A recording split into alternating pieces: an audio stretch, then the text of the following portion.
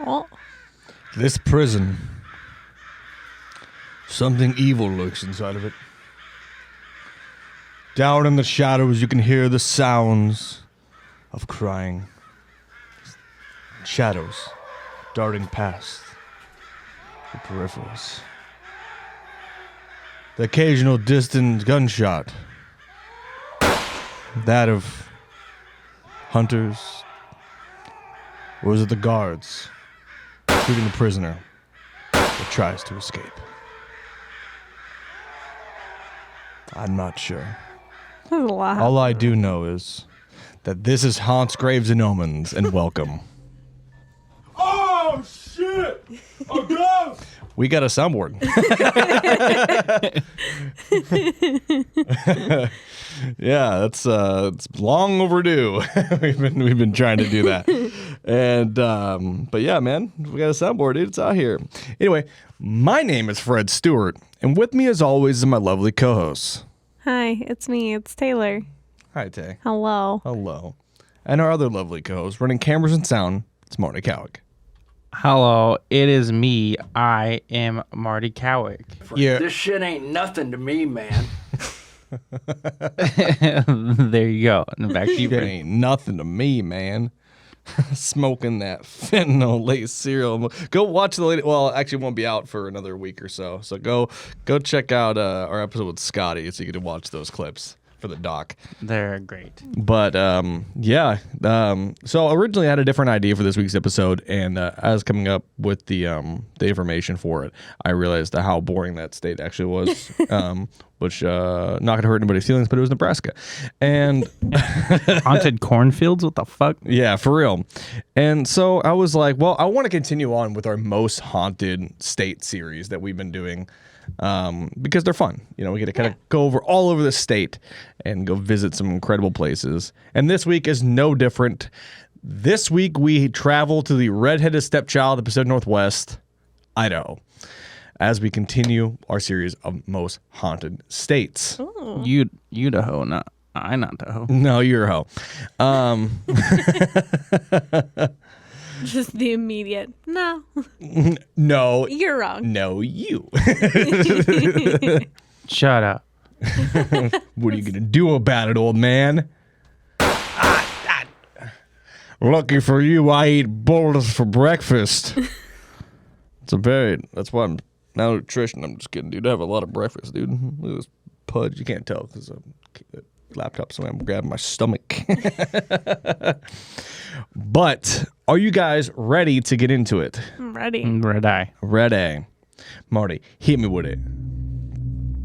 First up on our spooky list is the Old Idaho State Penitentiary. Located just outside of Boise, the territorial prison was constructed in 1870.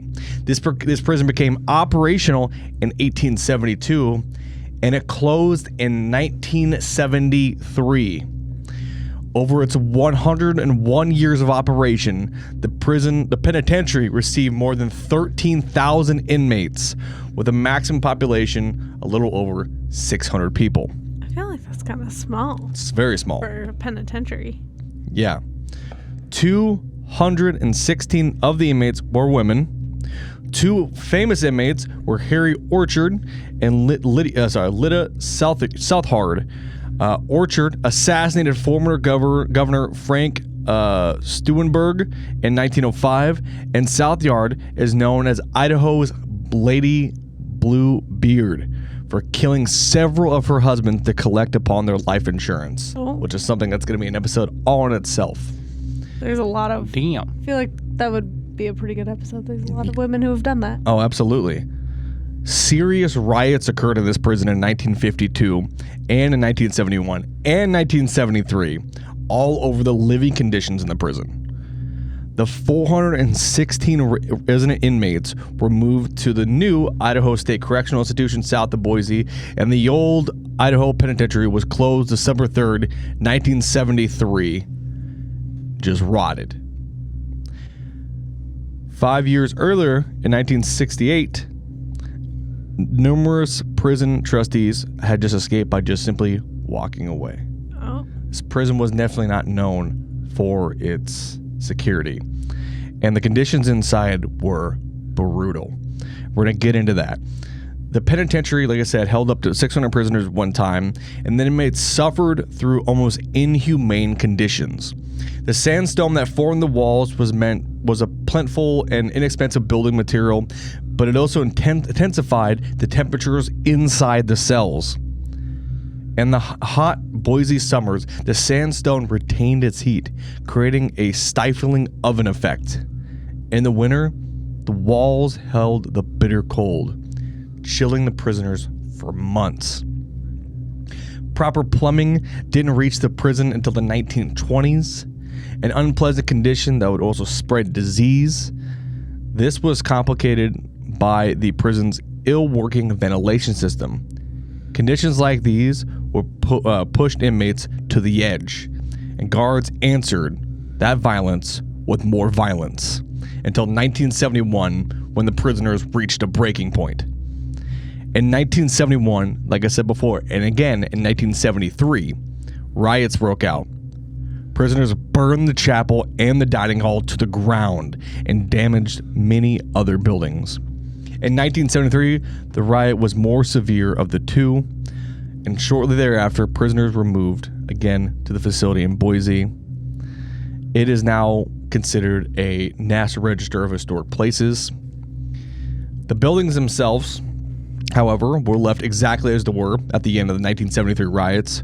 From the smoke and fire-blackened stone walls to the calendars still hanging on the cell walls, walking through the cell block is enough to give anyone a serious case of the creeps. The most notorious inmate confined in these halls was that of Raymond Allen Snowden, a man dubbed Idaho's Jack the Ripper. Oh. Snowden was convicted of murder in 1956 and sentenced to death by hanging at an Idaho State Penitentiary. He murdered Cora Dean, a local woman, a mother of two, during a scuffle after a night of drinking.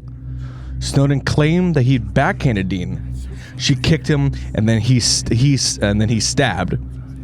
Using a 2 1/4-inch pocket knife, Snowden stabbed Cora 35 times. Jesus Christ. Before his hanging, Snowden confessed to murdering 2 other women. Oh. And at 12:05 a.m. on October 18th, 1957, Ray Snowden was brought to the gallows in the prison's 5 house. Snowden would never get the chance for last words. At 12:06 a.m., the trapdoor was pulled and the noose failed to break his neck. Raymond struggled at the end of the rope for 15 minutes before finally suffocating. Jeez. Some say his spirit still haunts those gallows. Another inmate named Harry Orchard that we talked about died within the prison walls in 1954. When he entered the state penitentiary, he was 50 years. He was nearly 50 years old. Before in 1908, convicted of the murder of the governor. However, during the trial for his life, Orchard confessed to many darker acts. For several days in June of 1907, Orchard recounted from the stand the many crimes of his life. He did so in an eerily polite fashion, precise and unhesitatingly way. Among his sins, he listed in his career as a Union terrorist that resulted in the loss of 17 lives, including that of the governor. Cross-examined for 26 hours about his killings, his bigamy, heavy drinking, compulsive gambling, and womanizing, Orchard's disturbing calm on the stand stunned the courtroom. Although sentenced to death, the judge recommended he be sentenced to commute to life in prison, and the Board of Pardons agreed. Orchard lived over 45 years within the prison walls, the longest sentence served by an Idaho State inmate. Now, there are many accounts of unusual happenings inside the prison complex, but the 5 house, the building where Snowden was executed, seems to be the most active. Some speculate that Snowden's spirit never left, haunting the grounds since that October morning in 1957. After about a year at the prison, at about a year after the prison was placed on the National Register of Historic Places, it opened for tours. Because of course it does. Of course. Gotta love it. Guides and visitors attest to the sinister feelings, strange sound, voices in the dark, and entities they feel still lurking in the cell blocks of the old Idaho State Penitentiary. All the eerie activity intensifies near the frightening solitary confinement cell dubbed Serbia by inmates and the gallows. Ooh. Isn't that fun? Did you see the ghost? It ran through here. It slimed me. No, that wasn't me. That was a spooky ghost.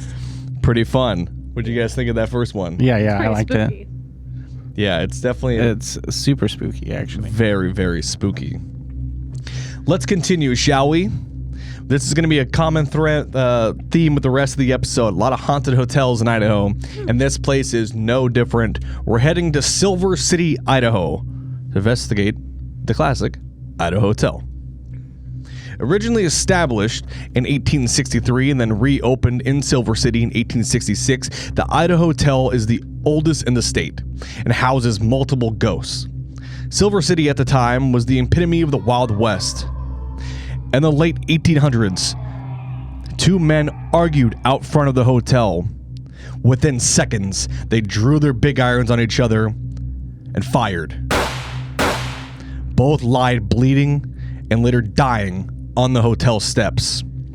Visitors today have reported seeing these gunslingers lingering on the steps to this day, ready for the final showdown.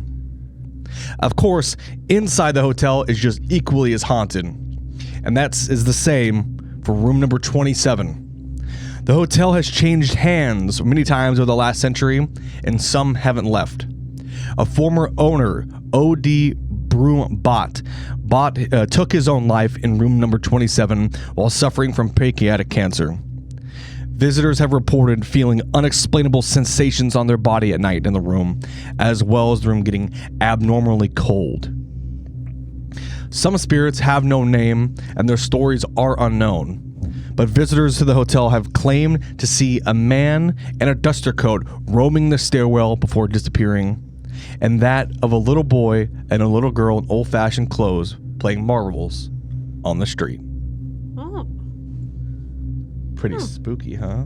Yeah. You guys getting pretty spooked, huh? You guys getting I'm spooked pretty yet? spooked. I'm fucking... The ambient, dude. It's getting fucking ambient out here, It dude. does make it more intense for sure. Yeah. Yeah. Definitely adds that extra spooky factor.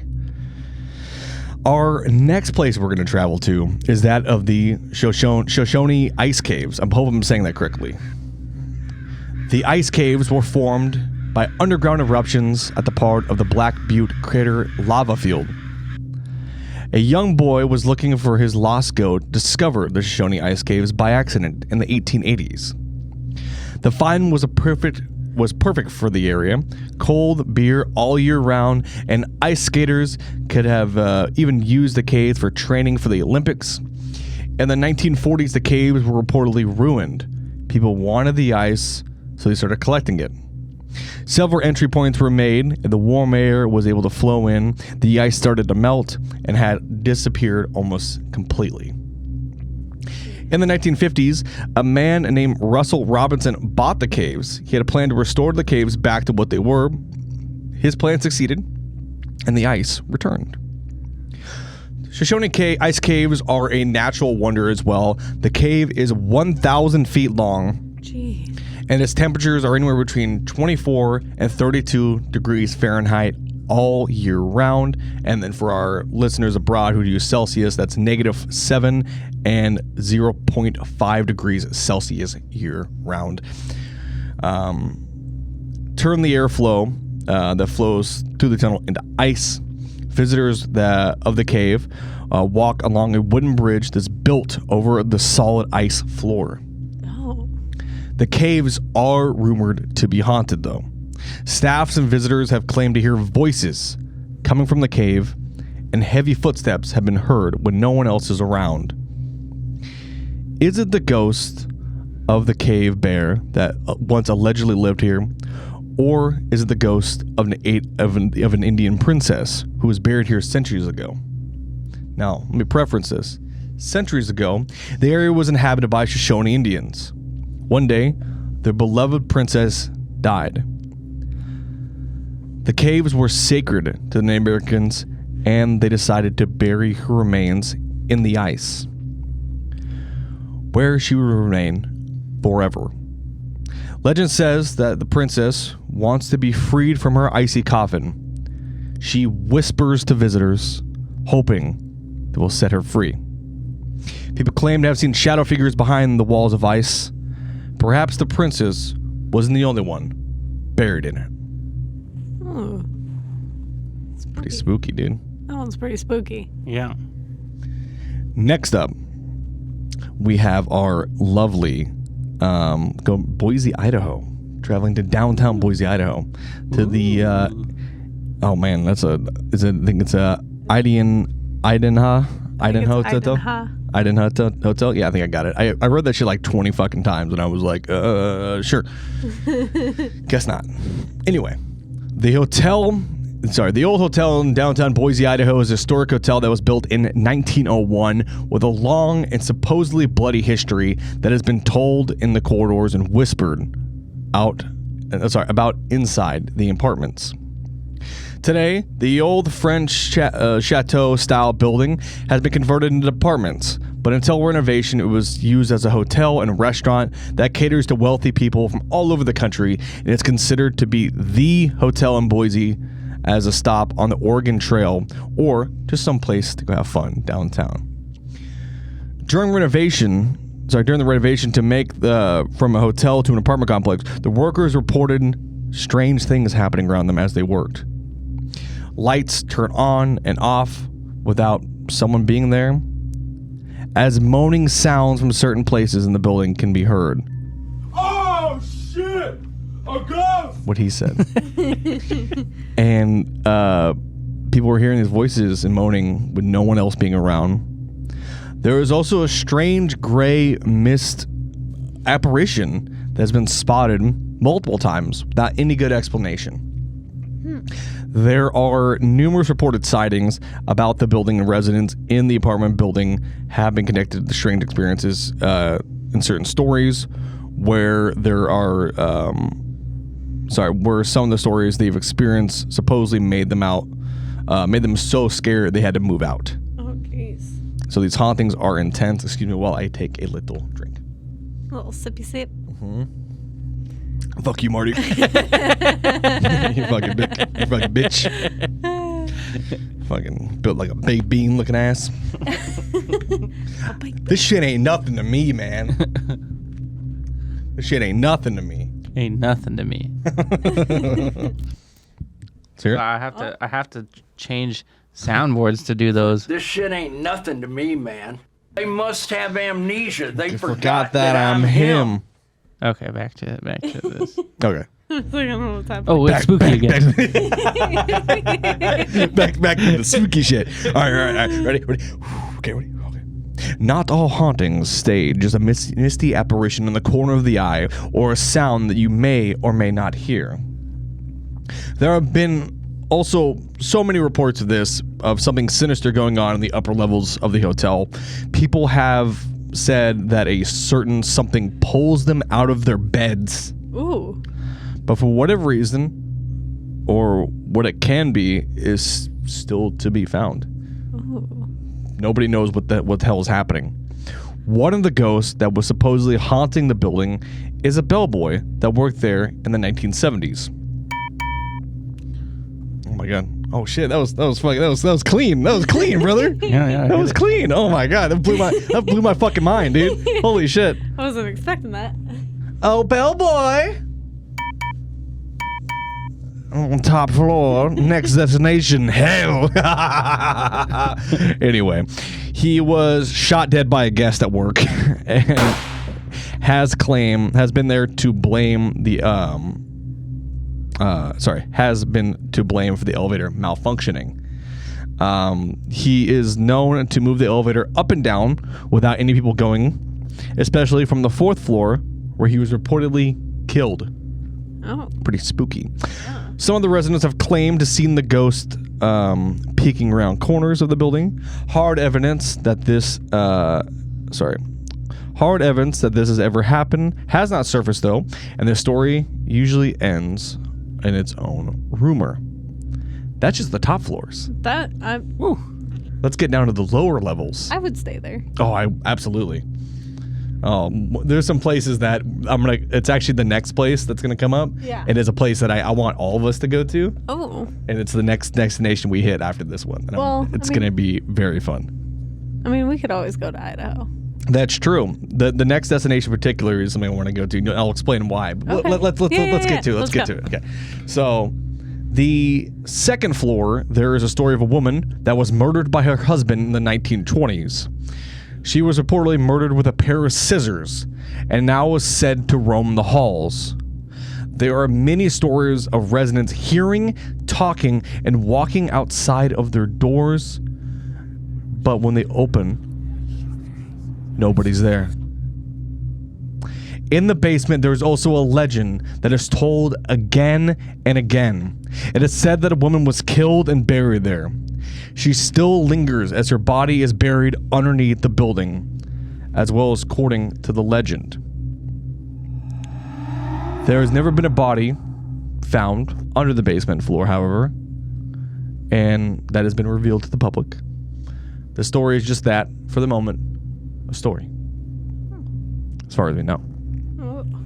As for the future, the building is considered one of the landmarks of downtown Boise and is beloved because of its fine architecture and local stories. The apartments have residents that stay for decades, as it's a very difficult place to get into, apparently. But there are also stories that tell something else. Although a much sought-after place to stay, some of the strange encounters that residents experience have supposedly made them so scared they decided to move out, unable to stay in the haunted space for too long. Now, this next place we're going to get into is definitely a place I want to go to. Okay. And you guys are going to love this. This is a story we've told time and time again. This is the Idaho State Tuberculosis Hospital, which is now the Gooding College Inn and Resort. I thought you were going to say Chuck E. Cheese there. No. That would would be a turn. That would be a twist. That would be wild. That'd be a Shyamalonian twist. It is the Idaho State Tuberculosis Hospital, now Kids Club. Now Boys and Girls Club. Yeah. So the building, now known as the Gooding College Inn and Resort, was originally built in 1917 as the Gooding College. At the time, the Gooding College was a place of higher education between Caldwell and Pocatello, Idaho. However, just a few years down the road in 1938, it closed down. The structure opened back up in the 1940s when it was converted into a tuberculosis hospital. It was considered one of the most advanced hospitals to specialize in tuberculosis in the entire country during its time and closed down officially in 1976. The structure remained empty for many decades until 2004 when the facility was given new life when it became the Get In Bed and Breakfast. With a long and complicated history, now the hotel has more than a few spirits. Witnesses reported seeing an old man in a white coat along with a woman and a young girl. Possibly a doctor talking with former patients of the hospital, ones who never left. Mysterious whispers and footsteps down the empty hallways have also been reported, as well as dark shadows, EVPs recorded by paranormal investigators, and of course, cold spots. The Get In closed in 2012, unfortunately, but was quickly bought up and reopened as the Gooding University Inn and Resort. The GUIR, if you will, has a unique opportunity to sleep in the history's dormitory. Will you be brave enough to stay the night in this haunted hotel with all the spirits who died? Yes. I'll do it. I'd do it too. Like, something happens. Fucking cool. If nothing happens, oh well. Like, you stayed there. I stayed in a cool, like, historic building. Yeah. Hold on. Excuse me half a second. My gibbets came off. I don't know, for like the long-time listeners, you may remember that Fred used to make fun of me for my Crocs. Yeah. Guess who got a pair of Crocs? I didn't buy them, first I of all. know you didn't buy them. My brother bought me Crocs because he swears by them. He wears them all the time now. Yeah. All the time. If they were just regular sandals, I would just wear them too. Yeah, well, you gave me shit for Crocs, and now you're wearing Crocs. Yeah, because so. they're fucking stupid. Yeah, no, they look ridiculous, but they're so comfortable. That's what you sound like. Shit. Oh, shit, dude. That was timed really well, actually. All right. Let's get back into it. So, the next on our stop is going to be the town of Albion. The town is reported to be one of the most haunted in all of Idaho, but we're going to be focusing on the most haunted of the haunted. The Albion State Normal School, better that than the Albio State Fucky Wucky Silly Goofy School, but you know, whatever. Anyways, the Albion State School was a public institution for higher learning in the Western United States, located in Albion, Idaho. If I'm saying that wrong, I'm sorry, but I'm not. Established in the Idaho legislature in 1893, it was one of 2 normal schools in the state. The school was closed down in 1951. The spirits have reportedly stayed. Visitors who stay on the ground once the sun goes down, nice rhyme, have reported hearing racing footsteps and disembodied voices. Oh. There it is. Oh, shit. Marty's trying. Like, share, subscribe. Marty's a fat fuck. He's a piece of shit. You fucking shaped like a fucking Easter egg, dude. He's just gonna press all of them now. Yeah. Jesus Christ. All right. There's so much happening right now. Anyways. Unexplained sensations and smells, such as dough, have been heard and smelled in the kitchen, which has long been abandoned. A terrifying encounter occurred to an employee once who was working inside the facility when they were violently pushed against a wall by an unseen force. Are there still spirits haunting the normal school, or it's just everybody's imagination? No, I'm fairly certain it's probably still haunted. I'm pretty sure they're just imagining it. They're fucking crazy. Yeah. No. The next time Marty has something spooky happen, we'll just be like, you're just making it up. We're just going to gaslight him. Chances are I was, so you're probably in the right. Next up, we travel to the city of Caldwell, Idaho, to the Canyon Hill Cemetery. The cemetery is located at 2024 North Illinois Avenue in Caldwell, Idaho. Canyon Hill Cemetery is an old cemetery that dates back to the early 1800s and houses many souls as their final resting place. But some have it that not all the spirits are resting there or at peace. People have thought the cemetery was haunted for a long time. It's a cemetery, because of course it is. All cemeteries seem to be haunted. Those claiming Canyon Hill Cemetery to be haunted say they can feel a temperature change suddenly, becoming colder the second you enter the cemetery. There have been also rumors about a strong smell that no one can explain or figure out, as well as the feeling of someone following you around. Several paranormal investigators have taken a trip to the cemetery themselves to have a look. There are 2 ghosts that most people tell of. Number 1 being the Midnight Jogger. The Midnight Jogger is a ghost story that has been told to haunt the Canyon Hill Cemetery. Apparently, she appears when you park between the trees that overlooking the cemetery just ahead. Maybe she appears as you drive past her, but are gone as soon as you turn to have another look.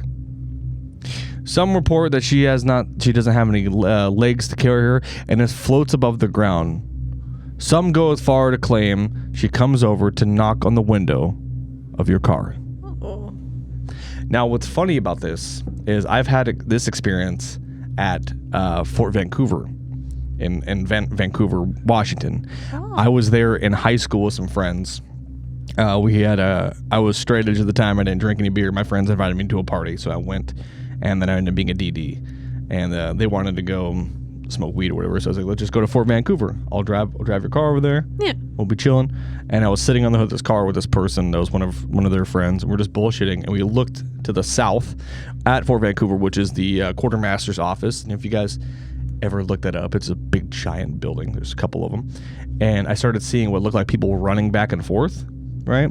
And it looked like 8 or 9 people, but it was just the lower half of them. Oh. And I thought I was kind of tripping out because I was like, I don't know, maybe I'm just like, because I know I do a lot of spooky shit. So like that happens. But other people started seeing it.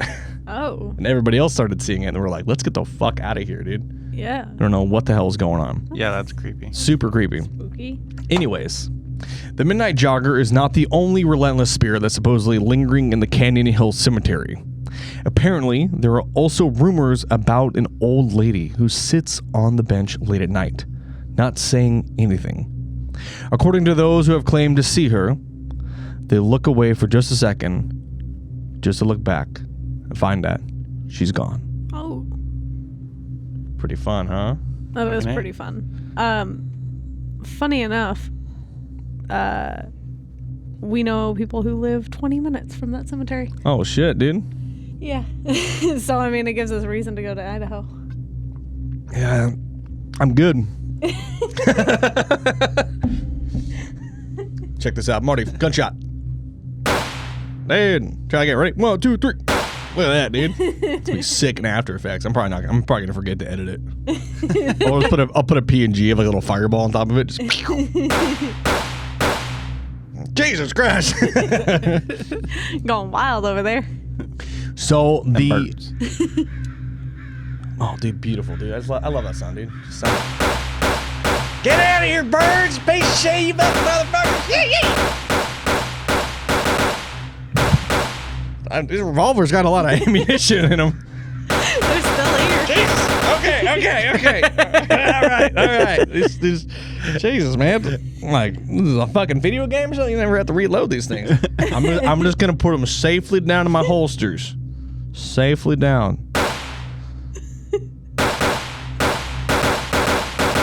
Okay. Yeah. Hey Google, how to find hospital? Oh, that warms my balls. So, next up on our little jaunt through Idaho, we're gonna travel to the Idaho State University. Ooh. Which is really funny because you would think that a university such as this being... Jesus, man. I'm just kidding. You would think that a university would not want to talk about their ghosts. You know, you don't really find a lot of places that really want to talk about their ghosts. It's always just legends and things like that. Right. I mean, unless somebody is like, you know, a haunted saloon and they talk about this whatever. Yeah. But this is a fucking university. It's a major university in the United States. All this information that I have from this came directly from their website. I love that, though. They were like, you want to know about ghosts? Here is everything you need to know. What Everything we got. So it's super, super cool, and I appreciate them so much for that. So, the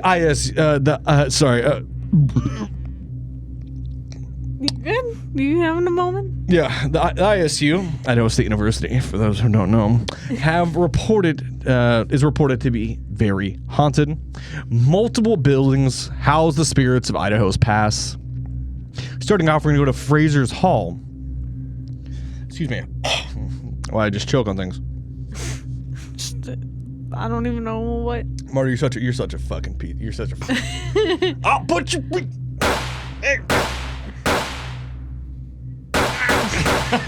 All right, audio listeners are so confused. They're having a moment. It's fine. Gonna get pulled over driving their car. Anyway, go to Fraser Hall first. An entity named Alex haunts Fraser Hall. The legend is that years ago, a professor would bring her son, Alex, to work, and he liked it so much he kept coming after he died. He loved playing tricks on the living. Public safety officers report Alex opening and shutting doors on them after they've already cleared that area. Footsteps are heard traveling around the 4th floor. Unseen presence don't allow the fact that they are dead to stand in their way. Won't stand in the way of practicing the piano or the enjoyment of the theater. Apparitions of theater lovers have been known to appear and sit in the audience. They enjoy sitting on the top of the theater. One evening around midnight, an officer went into Fraser after a 911 call had been made from the building. When he opened the door, he heard a woman scream. He called for backup, but when the officer searched the building, they found no one. When driving past Fraser Hall on the R1 lot, don't look at the top middle window. There's a woman watching you. Oh. Around 2006, a group of friends were playing Cops and Robbers. Classic. Yeah. Everybody played Cops and Robbers as a kid. The robbers had to go from the Schubert Heights to the side door of the BA building under the hypostyle without being caught by the cops. One student broke away from the main group and was alone. As the student was crawling between the bushes and the wall of Fraser Hall, someone started throwing pine cones at them. Oh. Each time the student looked, there was no one to be seen. One of the other robber friends took the route by Fraser Hall. Sorry, none of the other robber friends took the route by Fraser Hall. The eerie barrage helped the student run faster, and they were the only one to reach the base without getting caught. Haha. Oh. Ghost helping them win. Yeah. Isn't that fun? Next up on our stop at the Idaho State University, we go to Gravely Hall. A strong presence is felt in this building. Just locked windows could have been found open minutes later when no one else living in the building was there. And an obliging, friendly entity has also been known to open doors for the living, which is fun. Yeah. It's very nice. What you pulling up there, Marty? Just pictures of it.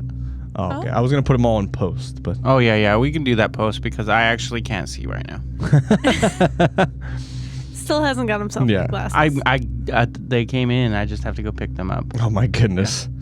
Just today, though, I just got that message.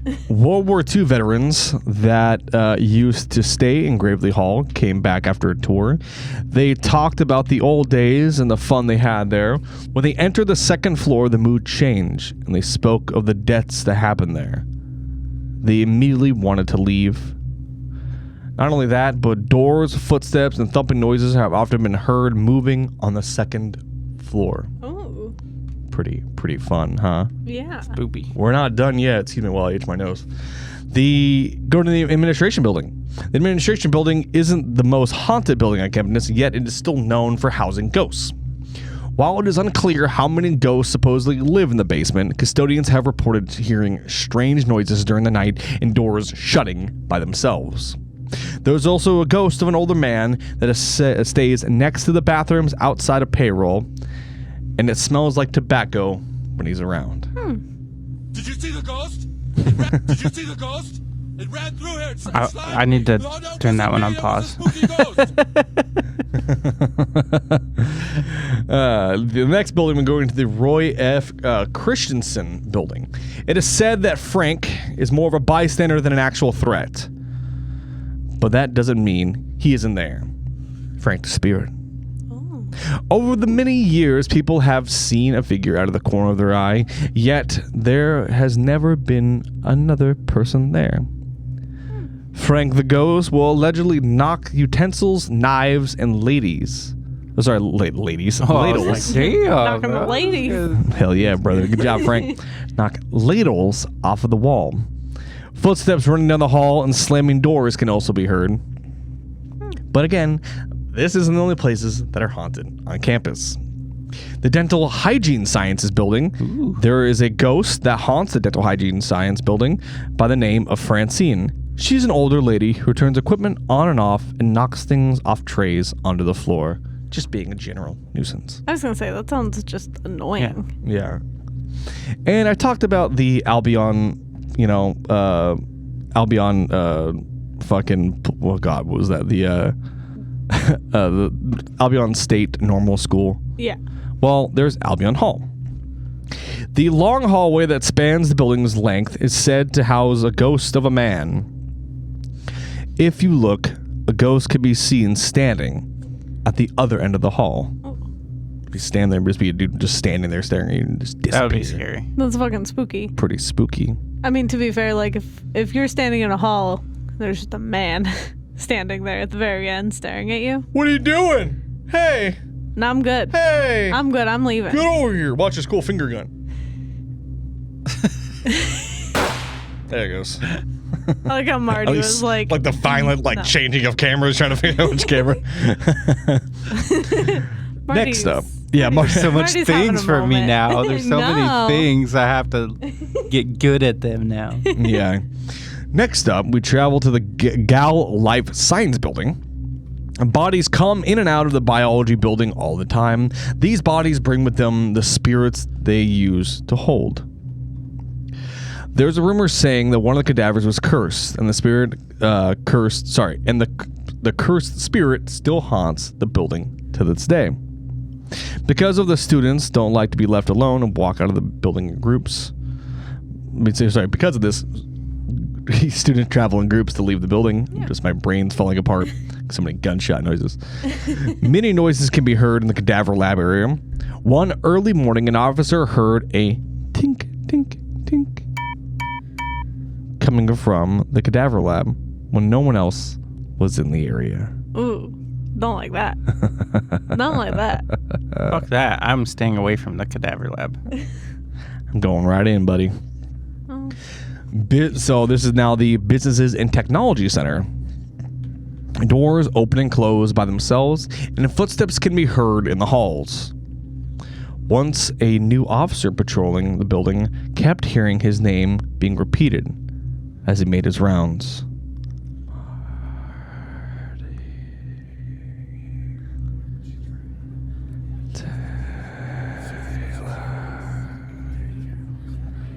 He thought that the other officers were pulling a prank on him. He radioed for another officer to ask if he was pranking him, but the other officer was on the west side of the campus and nowhere near the building. Ooh. Spooky. Very spooky. Next up, we're going to hit some quick ones real quick. Some quick ones. Boom, bada boom, bada bing, right? Bada boom, bada bing.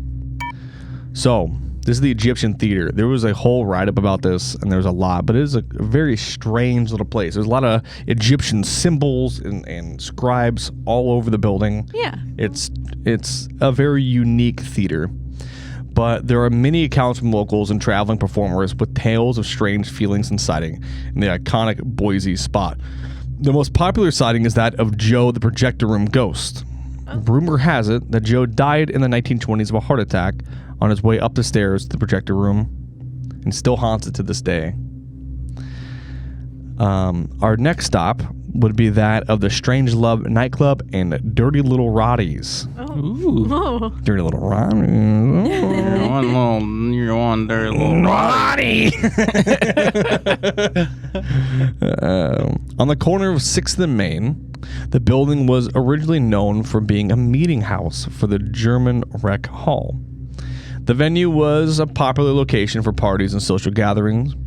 Rumor has it, in the early 1900s, a traveling theater group came to town to entertain the miners. An understudy convinced the janitor to kill the lead actress so that she could have the part. Jesus.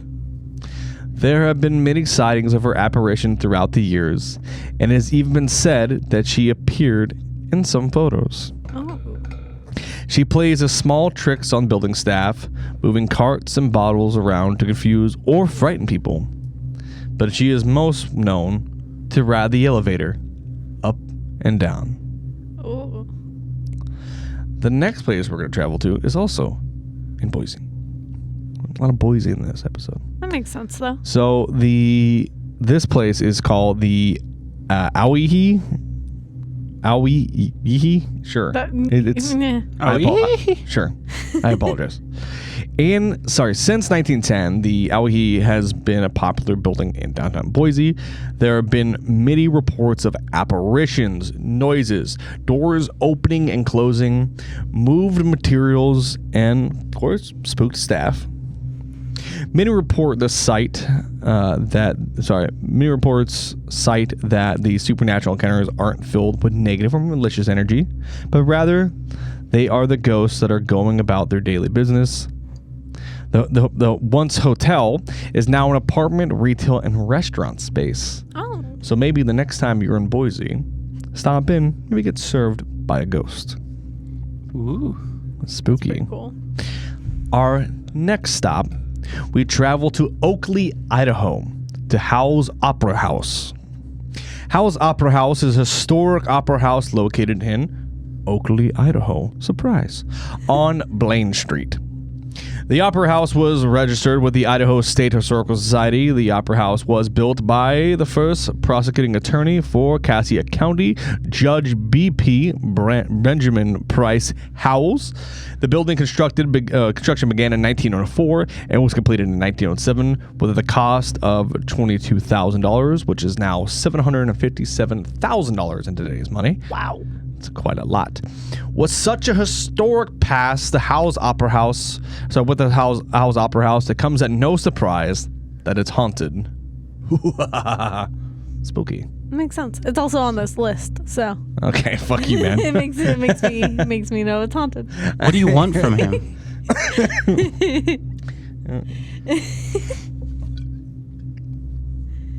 I just thought like it'd be nice to like do a fun spooky episode, but fuck me, I guess. No, it is fun and it is spooky. I'm having a good time. I'm having Marty taking your spot. Oh. This is bound to happen eventually. Can you fucking not, Marty? Every time with you. I'm just glad he doesn't do that to me because that would be really annoying.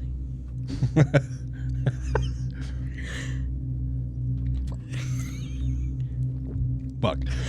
Anyway,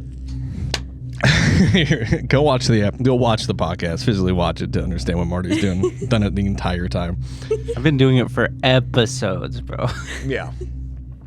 The historic opera house is said to be haunted by two apparitions, both whom are associated with the building in their past lives. One is a female apparition who likes to show up during performances and has even been known to appear on stage during rehearsals. Another is a distinguished gentleman who appears in an old-fashioned suit.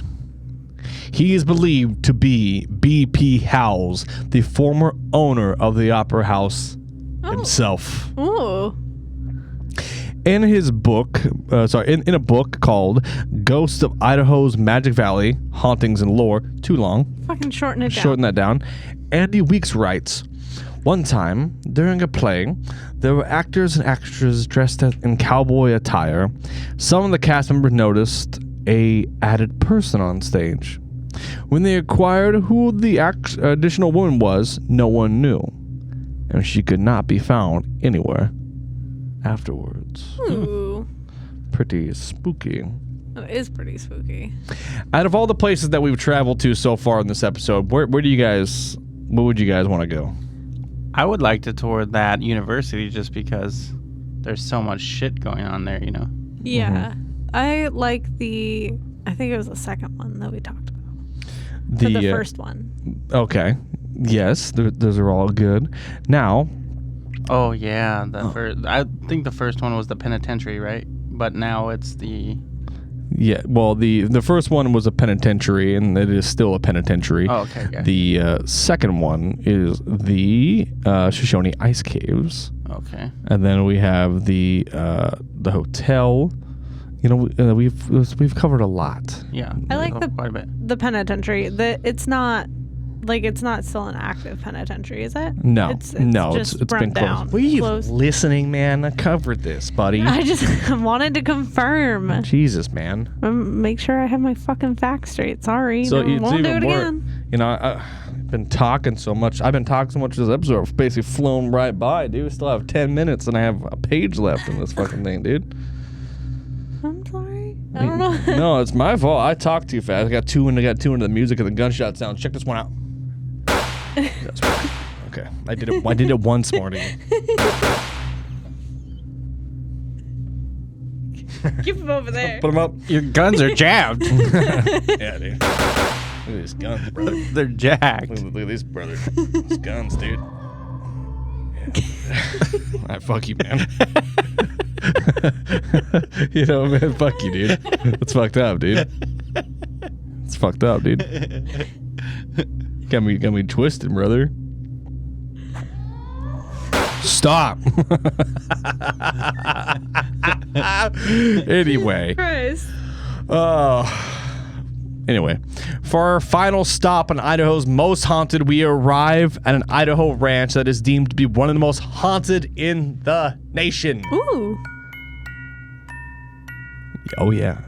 Welcome to Strickler Ranch. Strickler Ranch may look like a bunch of old, dilapidated buildings, but it is so much more than that. Located in Twin Falls County, this historic location contains all sorts of stories, especially of the haunted variety, of course. Of course. The ranch is comprised of the historic Strickler home and Rock Creek stage station. Dating back to 1865, the place served as an early transportation center, serving immigrants traversing the Oregon Trail. Oh. Considered one of the first settlements in Magic Valley, it is only natural that this place would be swamped by eerie ghost stories. Over the years, Strickler Ranch has become a popular spot for paranormal investigations and ghost hunts. The ranch was run by a German immigrant named Herman Strickler and his wife, Lucy Walgemont. They operated a station store and even hosted many Oregon Trail travelers in their home. They often had to take care of sick immigrants who passed through, and a cemetery near the ranch is a good reminder that many of them didn't make it. It has also been reported by visitors that shadowy figures have been spotted in the cemetery, and others have reported seeing Mr. Strickler's wife roaming the grounds. Oh. Visitors often claim seeing apparitions around the ranch or unexplained movement of stationary objects. At one point, the house became a hotspot for teenagers to break in and hold seances. Out of all the ghost stories, the creepiest of them all Jesus Christ. The creepiest legend of them all involves a gruesome murder. The legend that Herman Strickler brutally murdered his wife with an axe. Jeez. She was then dragged with her bludgeoned body down the staircase, which would explain the odd stain that goes down the set of stairs. Oh. But that's, as far as we know, not true. Oh. The house definitely has a creepy vibe, but the legend of Herman's murder has long been debunked. He actually died peacefully in the 1920s. However, many believe that the ghosts of the Oregon Trail travelers who've been stuck behind left their impression on the visitors. Oh. That was really good. There is also some places that... Oh, shit! A ghost! What he said. There is also some places that I didn't include this episode because it just wasn't kind of enough, but I did wanted to talk about them. Yeah. There was a place in Idaho called Spirit Lake, Oh. which is exactly what you think it is.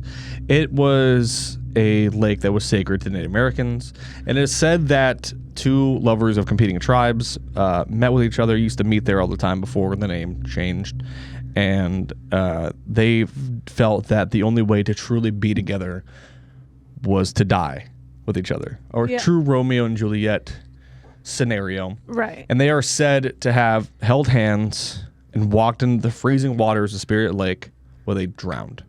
Jeez. And it is said that to this day, people can still see their spirits. Now, there is another place that I found quite interesting, but I couldn't find a lot on in Coeur d'Alene, Idaho. There is a lake, Lake Coeur d'Alene, classic. Yeah. There is the legend of a horned beast that lives within the lake that has been told through folklore for hundreds and hundreds of years. Right. Of the entity living in the lake, supposedly grabbing and drowning people, attacking boats. People have seen this thing. And they believe it to be some type of water demon, water creature. But then there is the other side of that, which is where people have reported being out on the lake or being lakeside and hearing the sounds of crying, screaming, things like that on a desolate lake. Yeah. Now, it is a big lake, so perhaps there could be people in the distance, goofing off or whatever. Yeah. But it is very, very spooky. Yeah. That's fucking spooky. I want to go visit the prison, personally. The old Yes. dilapidated one? Old Idaho State Penitentiary. That seems pretty neat. Yes. I wonder if it's open, like, for people to... You know what? I'm not quite sure, but I can definitely look it up. Isn't it near Boise? Gulping sea monkeys by the gallon, my tummy feel crazy. Gulping. Haters must have amnesia. They forgot that I'm him. They must have amnesia. They forgot that I'm him. What? Well, because... Smoking fentanyl, lay cereal milk. I see God. Because, I mean, if we went and visited Old Idaho Penitentiary... Oh, yeah, it is open. Is it in Boise? It is in Boise. That's about a half hour away from where we could stay, which is really not that far in all honesty. Well, looks like the HGO fam is going to Idaho. And also, got some fun little potential news. Not confirmed yet, but I might have the location Ooh. for HGO's 100th episode, Is it the you place we were talking saucy about earlier? bitches. Huh? Is it the place we were talking about earlier? No. Oh, okay. They haven't emailed me back yet, but the other place is like, yeah, we could probably do that. I'm like, yes, dude, yes, yes, dude, yes. Friend. This shit ain't nothing to me, man. What he said. But I'm very excited. We're ramping up to episode 100. It's exciting. You guys ready for our Halloween episode? Yeah. I think we'll probably do some scary story episode. We can all tell some scary Ooh. stories. I think we should all dress up. Scary story. Yeah. Stars. What you guys? We think we should dress up as? Everybody doing their own thing. What if... I don't know yet. Maybe we should have something that's, like, connected somehow. I want to dress up as Jack. How do you feel about being an energy vampire? That'd be cool. I have an idea. Marty can be Dave Grohl. You'll be Kurt Cobain. I'll be a shotgun. Thank you so much for joining us on this week's episode of Lost Graves and Omens. I want to be Courtney Love. I want you to be Courtney Love. Yeah. We should all just be dead musicians. That'd be cool. That'd be tight. All the 27, part of the 27 Club. Yeah. Oh, Marty. You know, like I could be Fat Elvis. Fat Elvis, yeah. That'd be sick, dude. That'd be so tight. I could be skinny Amy Winehouse. I thought you were gonna say regular Elvis. Oh, get you in the leather outfit, dude. That'd be nuts, dude. That'd be hot. So hot. Oh, dude.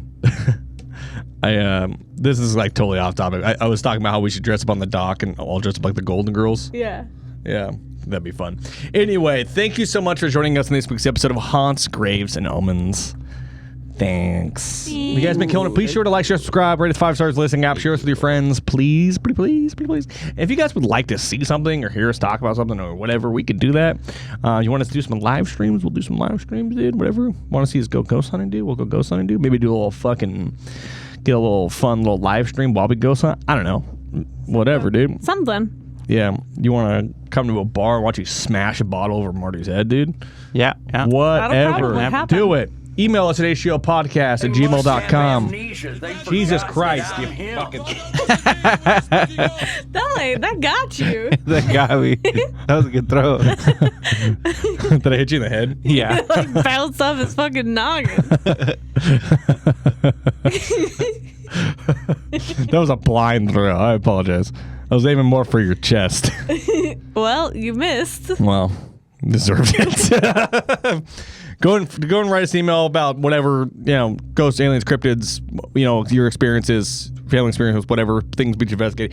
HGOPodcast@gmail.com. If you want to follow us on Instagram and TikTok, you can at HGOPodcast.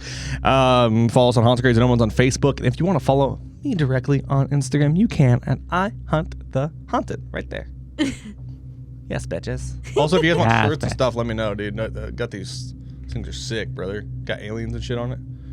It's supposed to be like the mountains. Got a little. Look at that. Hold on. Look at it. It's got. Oh, so if you look, hold on.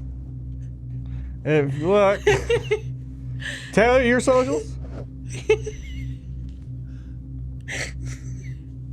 I like that. That was good. Are you doing your socials yet? I'm working on it. God, give me a fucking second. It wasn't on me. Marty, gonna fucking listen. You can follow me on TikTok and Instagram at wrong one, Lunar Thrill. That's it. That's all I got.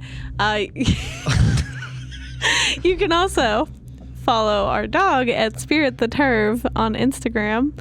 That's all I got. Marty, Drinking sea monkeys by the gallon. My stomach feel crazy. still on That's me. me. All right. Ghetto feather. Wait. Oh, there we go. Smoking that ghetto, dude. Well, thanks so much for joining us on this episode. It was a fun little chaotic one, dude. Yeah. So much of sounds and shit. Let me know how you feel about the ambient spooky sounds, dude.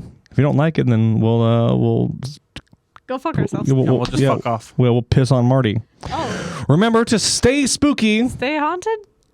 This ain't nothing to me, man. This ain't nothing. Sea monkeys By the gallon, my stomach feel crazy, dude. I'm still not Peace seeing out, that dude. Bye. Hey, bro. Bye-bye.